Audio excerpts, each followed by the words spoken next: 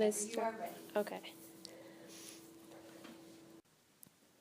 On a warm summer night, a woman sat outside her home with her daughter, still too young to tie her own shoelaces. She held her daughter's small hand, pointed it up at the sky, and asked, "Do you see that tiny star in the distance? The one that looks farthest away?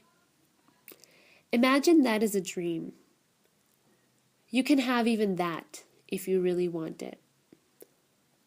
This mother, now having reached a point in her life where she was able to tell her young daughter to chase after her dreams, was born in a small village in Pakistan, a nation that would never give her the same advantages as her male counterparts, and would end up declaring her a blasphemer on the basis of her religious beliefs by her 5th birthday.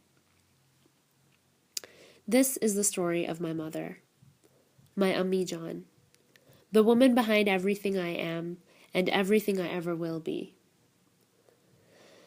In my mother's mental dictionary, there is no definition next to the word impossible. In fact, the word itself does not exist. Sadly, the country she called home for the first 15 years of her life and her family's financial status had a very different view about possibilities. She tells me about her experience as an elementary school student in Pakistan like it was just yesterday.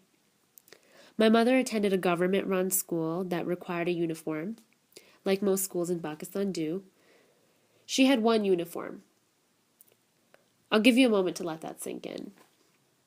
One white button-down shirt, one pair of white pants, and one white scarf. With this uniform and no promise of laundering privileges, she often reported to class in attire that didn't look very white at all. She would then be turned away to walk the 3-mile span back to her home. Speaking of walks home, by the time Ammi Jan reached the age of 14, it became apparent that her walks to and from school were no longer safe. She had adopted the Islamic outer covering, or burqa, by this time, and would regularly be taunted and snickered at by the men on the streets. An unexplainable truth, as even though the burqa is not very common in certain parts of the nation, Pakistan is still an Islamic republic. By age 15, my mother fled to Germany, where memories of a troubled Pakistan and fear of the unknown would prevent her parents from letting her continue her education. And at 21, she would marry and immigrate to the United States, where her children would become her dream. I often think about the struggles my mother went through. The consistency she demonstrated then and continues to now, even though life didn't give her the one thing she always dreamed of, an education.